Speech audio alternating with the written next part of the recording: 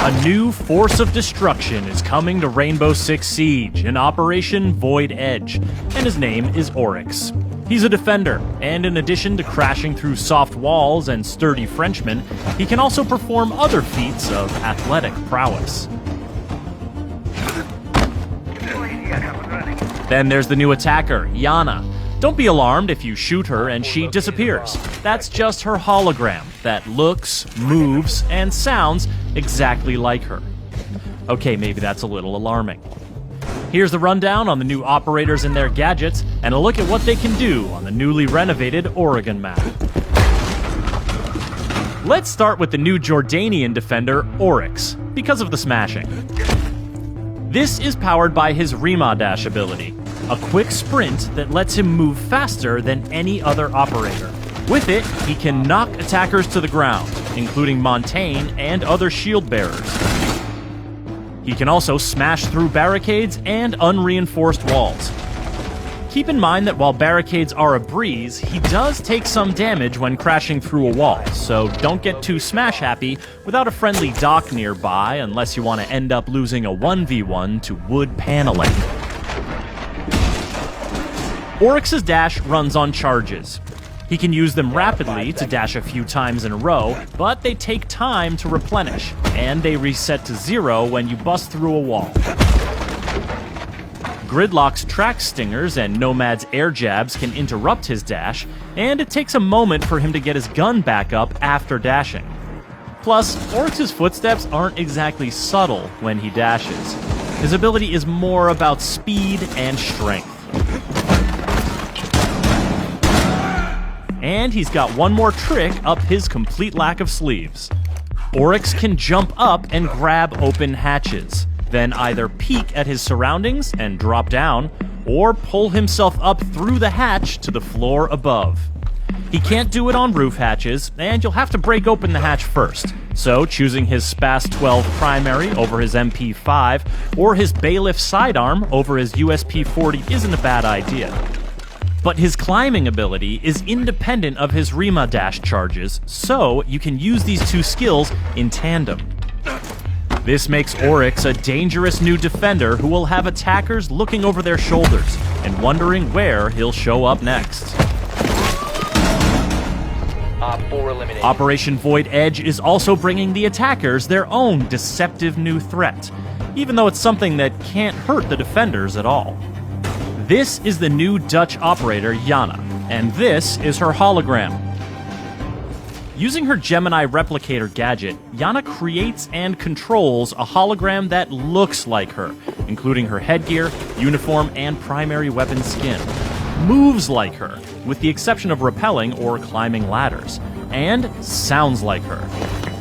While it can't deal damage to enemies or physical objects, it can have serious effects on the defender's survivability. In addition to scouting traps, but not triggering them, Iana can make defenders think she is breathing down their necks, and bait them into throwing their C4, or dupe Smoke or Goyo into triggering their gadgets prematurely. After all, when a defender sees the hologram peek around a corner, or hears it in a hallway, how are they to know it's not the very real and very dangerous Iana? Convincing as it is, the hologram is fragile. One bullet will destroy it, as will electricity or mute jammers. Maestro's evil eyes can zap it as well, and they can detect it's a hologram by the telltale lack of warm body glow. Shooting Iana's hologram does not result in a location ping, as with Alibi's Prisma holograms, and it can't ping locations, scan enemies, or see Vigil when he's using his cloaking device. Plus, Iana can't move while her hologram is active, so defenders are temporarily safe from her ARX-200 or G36C primary weapon, or her MK1 9mm sidearm. But she doesn't just have one hologram. The cooldown period is longer if it's destroyed than if she deactivates it, but her hologram will always recharge. Whether she's using it to run solo misdirection plays, or conspiring with teammates in a coordinated push, Iana's deceptions can have deadly consequences.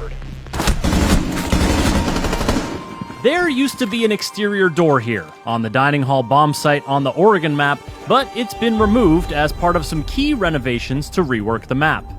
The nearby small office tower has been expanded on both levels, giving defenders more room to work with when keeping attackers at bay. The basement area has also grown, with the dorm stairs now extending down one level and connecting through a new freezer section to the old basement. Operators looking to traverse the attic connector above the meeting hall will have more options, including a redesigned floor plan near the master bedroom and a new exterior second floor window, but the ladder to the first floor has been removed. You'll also find a new hallway connecting the big tower directly to the kitchen, allowing you to bypass the meeting room entirely. Operation Void Edge is also bringing some impactful gameplay updates that you'll want to know about. Changes to barricade damage will make breaking boards more consistent and less obstructive. Attacker drones will now spawn on the same side of the building as the attacker's first spawn location choice, and the player hub will be revamped for improved navigation. These updates, as well as the Oregon map rework, will be free for all players when Operation Void Edge launches.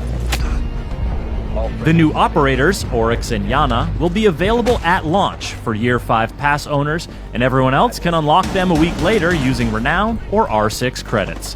For more on Rainbow Six Siege, subscribe to our YouTube channel and visit us at news.ubisoft.com.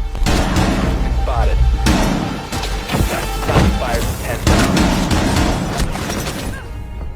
Friendly's victorious. This could be us. So back to what I was saying. Could be us.